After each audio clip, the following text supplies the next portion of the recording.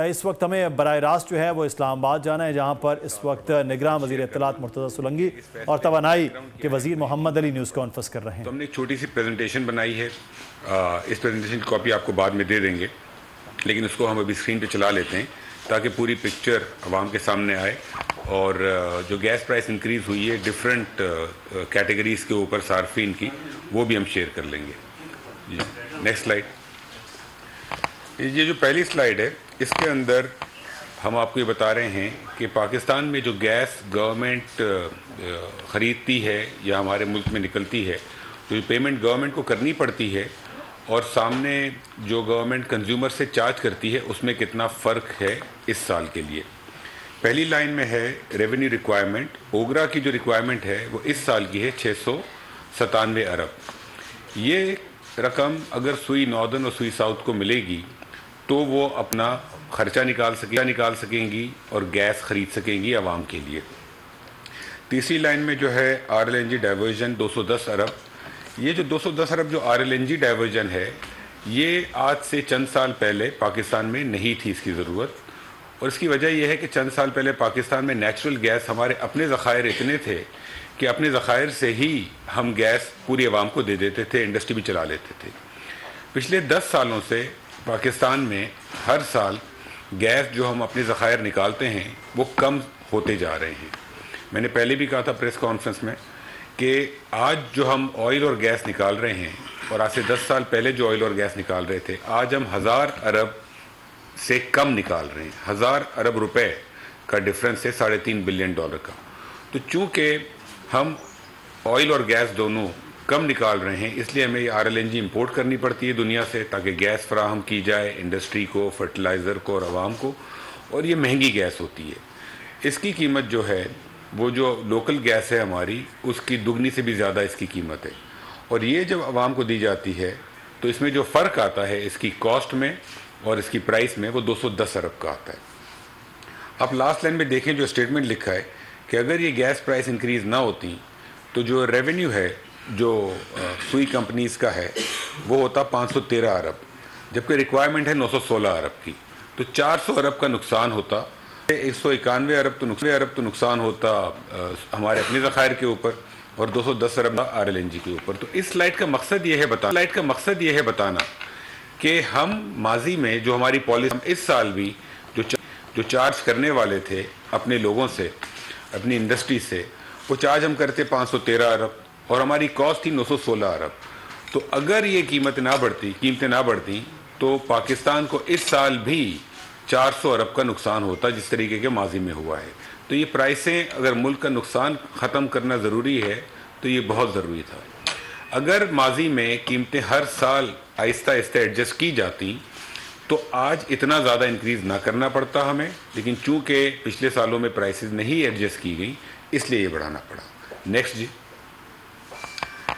अब ये जो स्लाइड है ये आपको बता रही है कि हमारी जो मुल्क की 2 कंपनीज़ हैं, सुई नॉर्थ और सुई साउथ, जो नीचे जो ऑरेंजिश जो है कलर, वो सुई नॉर्थ का नुकसान है और जो ऊपर ब्लू में है वो सुई साउथ का नुकसान है। अगर आप देखें 213-14 में, आज से 10 बरस पहले, टोटल जो नुकसान था इन कंपनीज़ का, जो डिफरेंस था इनकी कीमत में और इनकी कॉस्ट में, वो 18 अरब का था सालाना। आज से 10 साल पहले ये दोनों कंपनीज़ जो है उनका 18 अरब का नुकसान था। फिर आप देखें हर साल ये नुकसान बढ़ता गया है, क्योंकि हर साल नुकसान का अमाउंट भी ज़्यादा होता गया और माजी का नुकसान भी रिकवर नहीं हुआ। तो आज की तारीख में 10 बरस में आज जो हम खड़े हुए हैं 2022-23, जो पिछले साल था 2022-23, वो 879 अरब का नुकसान हो चुका है। तो 10 साल पहले इन 2 कंपनीज़ को जो नुकसान हो रहा था 18 अरब का, वो आज 879 अरब पिछले 10 साल का नुकसान है। ये तो 10 साल में जमा होते होते 879 अरब का नुकसान इन 2 कंपनीज़ को सिर्फ हमारे मुल्क की जो ज़खायर हैं उस गैस के ऊपर है। अगर इसमें हम RLNG ऐड करें, बाकी चीज़ें ऐड करें, पूरी पेट्रोलियम चेन के नुकसान ऐड करें, तो वो आज 2100 अरब पे पहुंच चुका है। यह हमने सिर्फ 2 कंपनीज़ का दिखाया आपको। टोटल 2100 अरब का नुकसान पे पाकिस्तान आज की तारीख में पहुंच चुका है पेट्रोलियम सेक्टर में। नेक्स्ट स्लाइड जी। अगर ये नुकसान हम रिकवर नहीं करेंगे, अगर हम गैस प्राइस नहीं बढ़ाएंगे, تو عام آدمی پہ کیا فرق پڑے گا, ہمارے ملک پہ کیا فرق پڑے گا, یہ ڈسکس کرنا ضروری ہے. کہ ایک سوال یہ ہو سکتا ہے کہ بھئی پرائس نہ بڑھائیں, ایسے ہی چلنے دیں سسٹم کو, لیکن اگر ایسے ہی چلنے دیں گے تو اس کے نتائج کیا ہوگے یہ بھی ہم ڈسکس کر لیں. پہلی بات, ہم سب جانتے ہیں کہ ملک میں سرکولر ڈیٹ جو کہ نقصان ہے پیٹرولیم سیکٹر کا, وہ کانسٹنٹلی بڑھ رہا ہے, تو وہ بڑھتا رہے گا, رکے گا نہیں, اور ایک دن پاکستان کے پاس پیسے ہی نہیں ہوں گے دینے کے لیے, تو اس کو روکنا تو ضروری ہے. اس پرائس انکریز کے بعد ہمارے پورے پیٹرولیم سیکٹر میں سرکولر ڈیٹ نہیں بڑھے گا. تو یہ فیصلہ جو ہے وہ سرکولر ڈیٹ کو نہ بڑھانے کے لیے ایک بہت امپورٹنٹ فیصلہ ہے. آج کی تاریخ میں پاکستان میں پورے انرجی سیکٹر میں سرکولر ڈیٹ بڑھنا رک گیا ہے. پیٹرولیم سیکٹر میں کوئی نقصان بھی نہیں ہے, پاور سیکٹر میں نقصان ہے جو کہ بجٹ سے آتا ہے, اور اب ہماری کوشش ہے کہ ہم اس کو بھی ختم کریں اور کم سے کم لے کے جائیں. دوسری چیز, پچھلے 10 سالوں میں جیسے میں نے کہا کہ ہم اپنے ذخائر آئل اور گیس کے جو نکال رہے ہیں وہ 1000 ارب سے کم ہیں. وہ کیوں کم ہیں؟ کیونکہ جب نقصان ہو رہا تھا پاکستان کو تو ہمارے پاس پیسے ہی نہیں تھے ان کمپنیز کو دینے کے لیے جو کہ آئل اور گیس نکالیں گی, کوئی نقصان تھا. جب ان کمپنیز کو پیسے نہیں مل رہے تھے تو وہ ملک کے ذخائر جو ہے وہ ایکسپلور ہی نہیں کر رہی تھیں. تو ملک میں جو آئل اینڈ گیس کم نکل رہا تھا, اور جو انٹرنیشنل کمپنیاں ہیں وہ آہستہ آہستہ پچھلے کوئی 10 سالوں میں پاکستان میں جتنی انٹرنیشنل کمپنیز تھیں 4 کے علاوہ ساری ملک چھوڑ کے چلی گئی ہیں. تو ہمارے اپنے ذخائر ہم نہیں نکال پا رہے تھے اس نقصان کی وجہ سے. تو اس کا نتیجہ کیا تھا, وہ یہ تیسرا پوائنٹ, جب اپنے ذخائر نہیں نکالیں گے تو آپ کو باہر سے گیس اور آئل منگوانا پڑے گا. تو ہماری امپورٹ بل بڑھ رہا تھا. آج جو ہم گیس LNG جیسے میں نے بیان کیا وہ منگواتے ہیں, وہ اس لیے منگواتے ہیں کہ ہمارے اپنے ذخائر نہیں ہیں. تو ہماری مہنگی امپورٹ بڑھ رہی تھی جس میں ہمارا ڈالر استعمال ہو رہا تھا. چوتھی چیز یہ کہ ہمارے ملک میں جو سالانہ خسارہ ہوتا ہے بجٹ کا وہ بڑھ رہا تھا اس نقصان کی وجہ سے, رائزنگ فسکل ڈیفیسٹ. اس کا کیا امپیکٹ تھا؟ جب وہ سالانہ خسارہ بڑھ رہا تھا تو ہمیں ادھار لینا پڑتا تھا, اور اس ادھار کی وجہ سے ہمارے ملک میں سود کی شرح اور انفلیشن, مہنگائی دونوں بڑھ رہے تھے. اگر آپ رائٹ سائڈ پہ اوپر یہ ریڈ میں جو بار چارٹس ہیں اس کو دیکھیں تو یہ پچھلے سال کے مقابلے میں اس سال ہمارے ملک میں جو مہنگائی ہے اس کا گراف ہے, اس کے بارز ہیں. یہ جنوری 2022 میں پاکستان میں جو مہنگائی کی شرح تھی وہ 13% تھی, اور جنوری 2023 میں 27% تھی. اور اس سال آج سے کچھ عرصے پہلے تک آپ کو خود کو معلوم ہے کہ مہنگائی کس طریقے سے بڑھی ہے. اب ماشاءاللہ پچھلے 1 آدھ مہینے سے مہنگائی کنٹرول میں آنا شروع ہوئی ہے. تو یہ جو اسٹیپ لیے گئے ہیں یہ آنے والے وقتوں میں مہنگائی کو روکنا, شرح سود کو کنٹرول کرنا, پاکستان کا خسارہ کم کرنا, اور ہمارے ملک کے ذخائر کو ایکسپلور کرنے کے لیے ضروری تھا. نیچے اگر آپ دیکھیں جو سرکولر ڈیٹ کا میں نے نمبر آپ کو دیا تھا کہ وہ کتنا بڑھ چکا ہے, وہ ابھی 2100 ارب پر ہے پرنسپل, اور اگر اس کو ہم نہ روکتے تو اس سال جون تک یہ 2480 ارب تک ہو جاتا. آگے چلیں جی. اب جو ہم نے گیس پرائز بڑھائی ہے اس پہ بہت سارے ڈفرینٹ انالیسز ہو رہے ہیں, تو ہم آپ کے ساتھ شیئر کر لیتے ہیں ایگزیکٹلی کتنی گیس پرائز بڑھی ہے کس سیکٹر کے اوپر.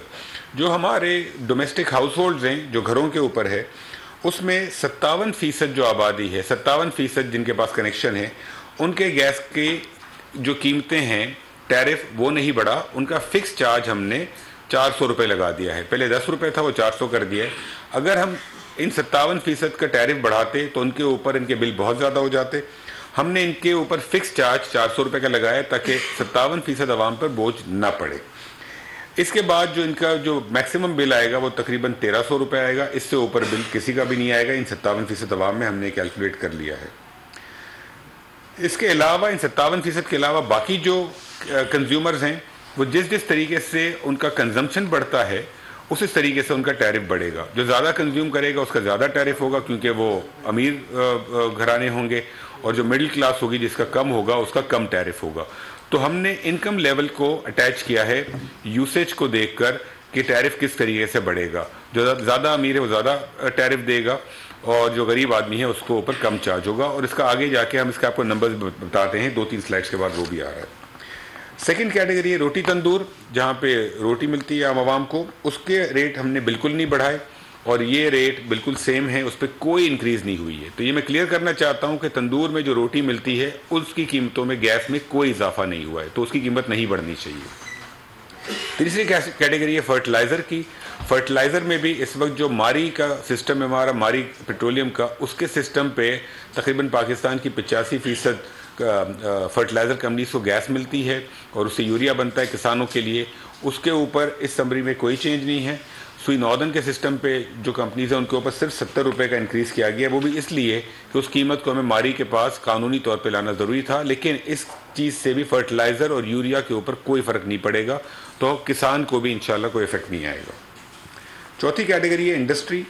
इंडस्ट्री में हमारे मुल्क में नॉर्थ में और साउथ में अलग अलग रेट चार्ज होते थे इंडस्ट्री को। हमने इस जो डिस्पैरिटी थी, ये जो डिफरेंस था, इसको कम करने की कोशिश की है। कुछ इंडस्ट्रीज नॉर्थ में जो थी वो डबल पेमेंट करती थी गैस की कंपेयर टू साउथ। एक ही मुल्क की इंडस्ट्री है और इतना ज़्यादा फ़र्क मुनासिब नहीं है, क्योंकि अगर एक फैक्ट्री लगती है नॉर्थ में और एक फैक्ट्री लगती है साउथ में, तो इसमें डिफरेंस कम से कम होना चाहिए। साउथ के अंदर चूँकि गैस ज़्यादा है, नेचुरल गैस, इसलिए इसकी कीमत अभी भी थोड़ी कम रखी गई है, लेकिन इस डिफरेंस को कम कर दिया गया है। दूसरी एक बहुत बड़ी चेंज ये हुई है कि माजी में जो पहले से फैक्ट्री, अगर किसी को नई फैक्ट्री लगानी है पाकिस्तान में तो उसको महंगी कीमत पे गैस मिलती थी RLNG पे। इसकी वजह से नई फैक्ट्रियां लगी नहीं सकती थी या बहुत कम लगती थी, क्योंकि अगर मेरे कंपेटिटर को मेरे बराबर में कोई फैक्ट्री है जो पिछले 10-20 साल से काम कर रहा है, उसको अगर $4 की गैस या $6 की गैस मिल रही है और मुझे अगर $12 की गैस लेनी है तो मैं कैसे उससे कम्पीट करूँगा। अब पूरी इंडस्ट्री को साउथ में एक ही कीमत पे गैस मिलेगी और पूरी इंडस्ट्री को नॉर्थ में एक ही रेट पे गैस मिलेगी, चाहे पुरानी इंडस्ट्री हो चाहे नई इंडस्ट्री हो। तो अब पाकिस्तान में इंशाल्लाह नई इंडस्ट्री लगेगी, जिसका इम्पैक्ट ये होगा कि इंशाल्लाह मुल्क में एम्प्लॉयमेंट क्रिएट होगी और इंडस्ट्रियल ग्रोथ आएगी। लास्ट कैटेगरी है कमर्शियल और CNG। इसमें कमर्शियल कैटेगरी के अंदर ऑलरेडी मुल्क में जो 51% कंज्यूमर्स थे, जो कि उसमें होटल्स थे, दुकानें थी, उसमें इस्लामाबाद में निगरां वज़ीर इत्तलात और वज़ीर तवानाई इस वक्त न्यूज़ कॉन्फ्रेंस कर रहे हैं। सब्सक्राइब करें और बेल दबाएं ताकि कोई खबर रह न जाए।